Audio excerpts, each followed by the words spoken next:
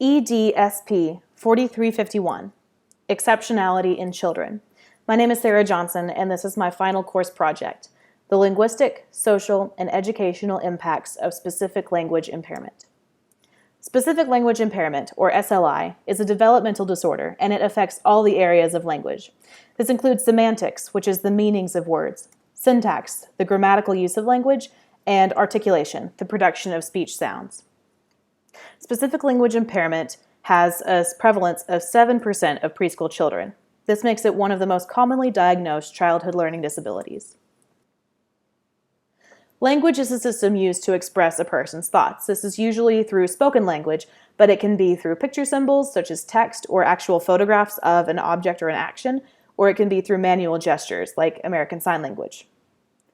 SLI occurs when there is a breakdown of language, but it is an exclusionary disorder, meaning that there is no other diagnosis available besides specific language impairment. So children with intellectual disability, autism, or TBI cannot be diagnosed with SLI because those other diagnoses are what is causing the language impairment. One of the characteristics of language in specific language impairment is word finding difficulty. This is often called having a word on the very tip of your tongue, but you just can't find it. It's the sensation of understanding the definition of a word, but being unable to produce the actual word.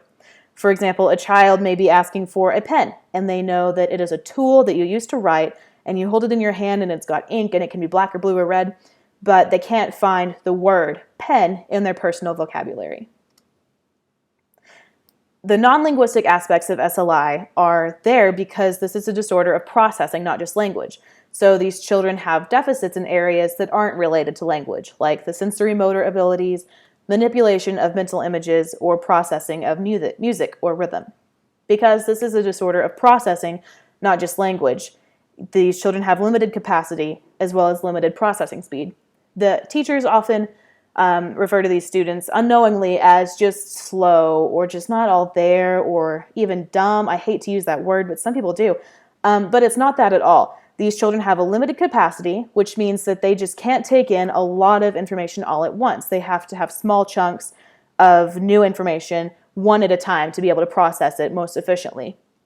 They also have limited processing speed, which means that these children can't understand an entire lesson all at once, all together, and then move on to the next thing. They need some time to kind of mull over and sort of just contemplate on the information that they've been provided with.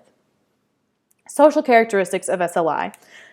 Social cognition is the ability to understand the reasoning behind your own actions or someone else's actions. It's the discernment of the external circumstances and the internal emotional state that cause a specific behavior. So a child in just your everyday classroom may be throwing a tantrum because they're being disciplined, which is the external circumstance. The internal state would be frustration or anger or sadness because they're being punished.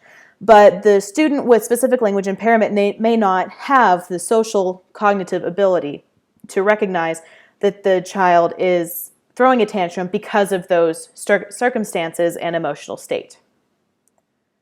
Pragmatics is the social use of language. It involves gestures, eye contact, and conversational skills like turn taking, and topic maintenance.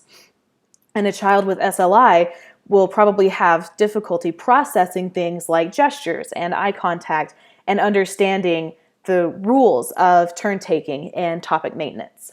So a child's language and social cognition develop at the same time in young childhood so that when they're older, they have proficient pragmatic abilities. In children with SLI, often there's a breakdown of language as well as social cognition because of the problems with processing. So when these children get older, they may not completely understand use of gesture and body language and eye contact and other things that are use of language and its ways to communicate, but it's not specific to speech. Some more social characteristics of SLI are inhibition and pretend play.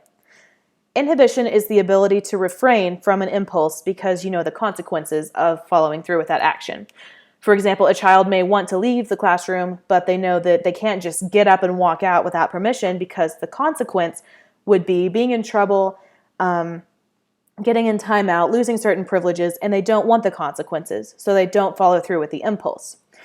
And researchers have found deficits in nonverbal as well as verbal inhibition in studying children with SLI, because this goes back to the processing aspect of SLI. In nonverbal inhibition, such as just wanting to get up and walk out, or verbal inhibition, such as saying things that you know are not socially or just allowed by the school rules. So in these children with SLI, often it's because they haven't been able to process the connection between the consequences of an action and just the impulse to do the action.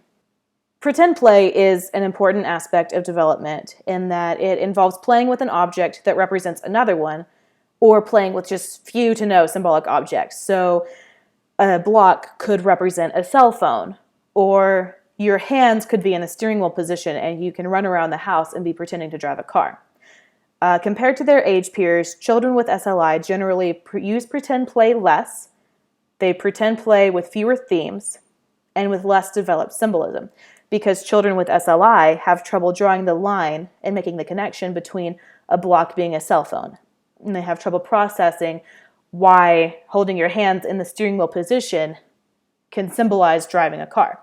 So they use fewer themes because there is less connection there and with less developed symbolism. So they may not make it from running around the house pretending to drive. Pretend play is an important indicator of linguistic ability later in life, because the same cognitive process that draws the line between a block and a cell phone is the same as the one that draws the line between p, n being the word pen, and the word pen being symbolic for the object that you write with.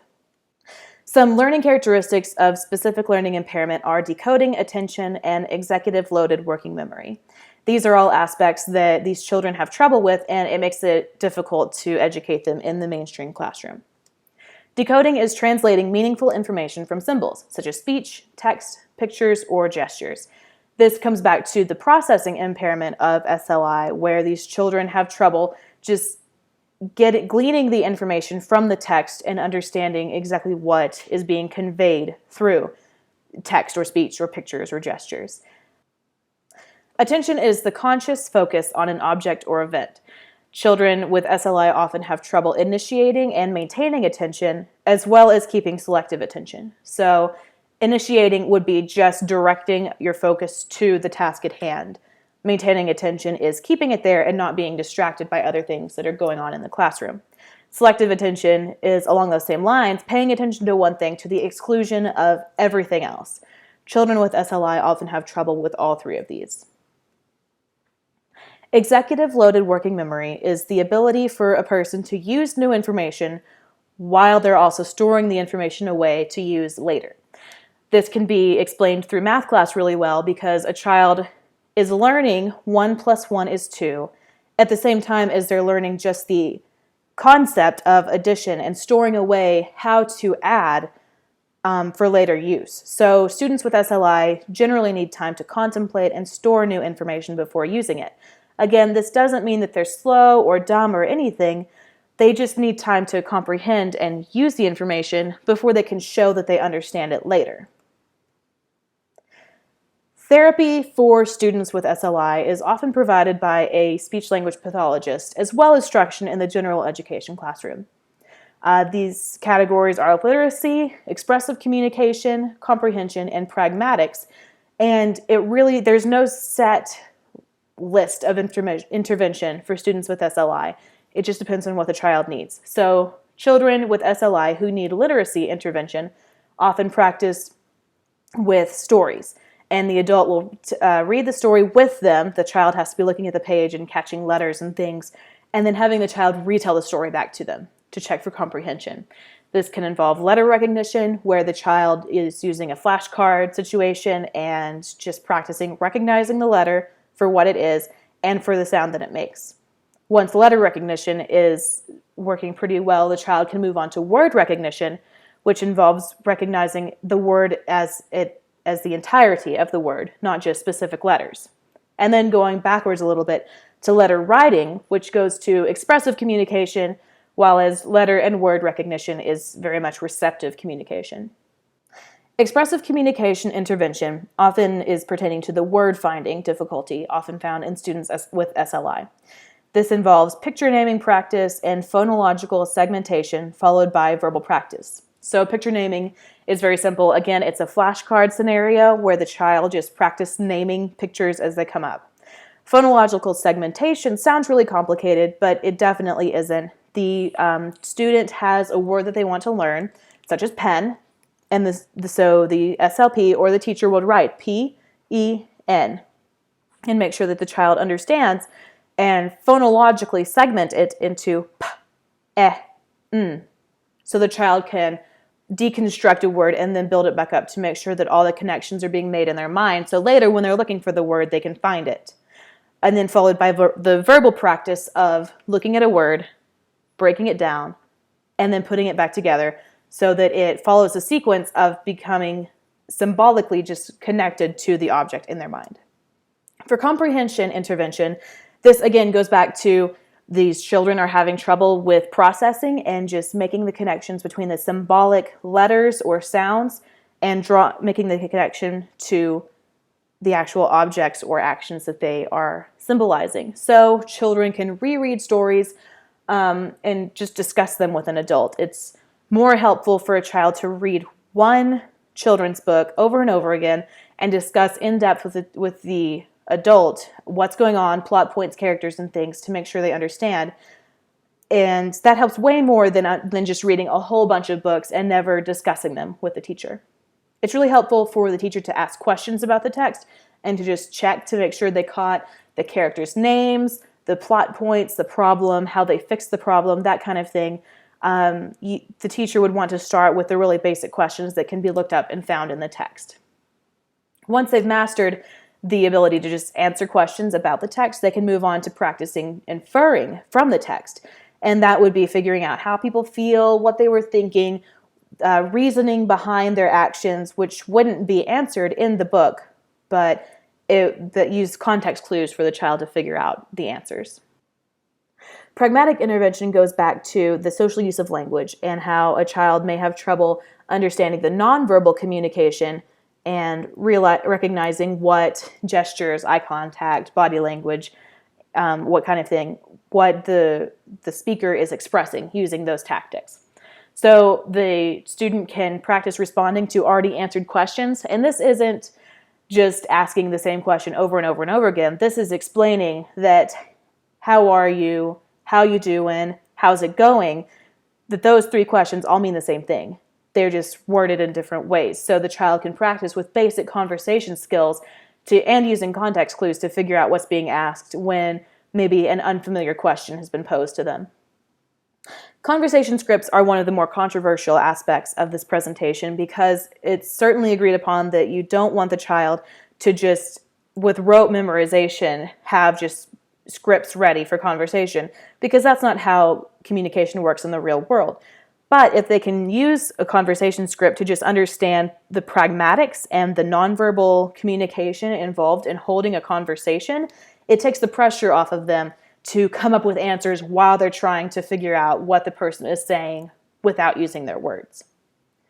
Nonverbal language practice is very, very simple. It can be flashcards or just in-person practicing with facial expressions or body language, or just practicing doing turn taking and topic maintenance and that kind of thing, just so the student is more prepared for pragmatic situations. Accommodations for students with SLI. First of all, they're most often educated in the mainstream classroom. There is rarely a need to keep them in a self-contained classroom. However, they can benefit from pull-out services to see either the special education teacher or the school speech-language pathologist for extra help. So in the mainstream classroom, a teaching aid is very, very useful for when the general education teacher is teaching the entire class a lesson or is just trying to concentrate on making sure everyone understands.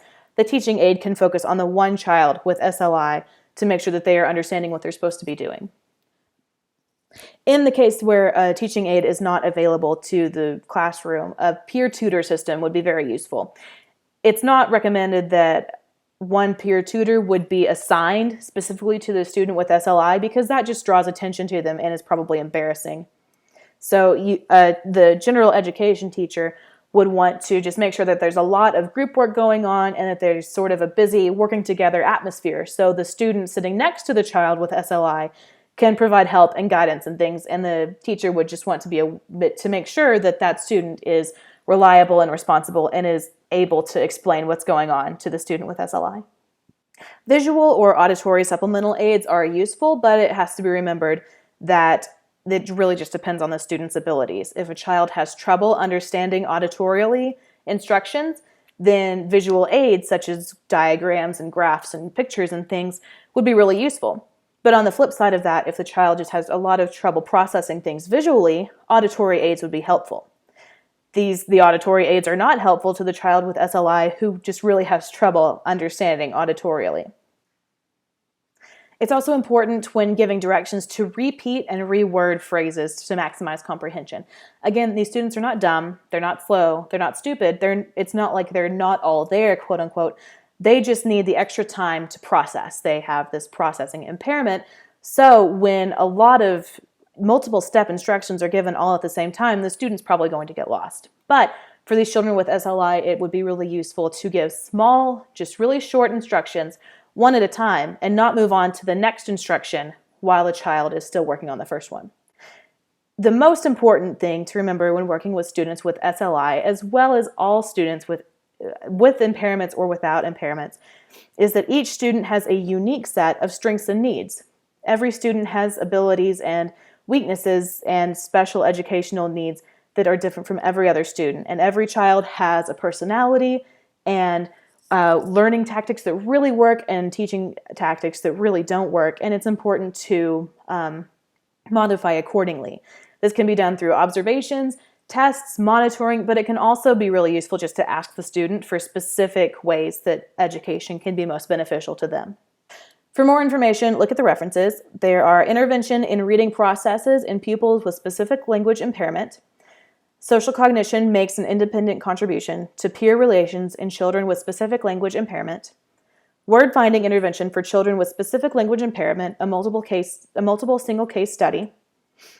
Intervention for improving comprehension in 4 to 6-year-old children with specific language impairment. Practicing inferencing is a good thing. The effect of spatiotemporal distance between visual stimuli on information processing in children with specific language impairment. Specific language impairment and school outcomes. Differences in theory of mind and pretend play associations in children with and without specific language impairment. Executive functions and the contribution of short-term memory span in children with specific language impairment. And structural alterations of the language connectum in children with specific language impairment. That's my presentation for EDSP 4351, Exceptionality in Children. Thank you so much.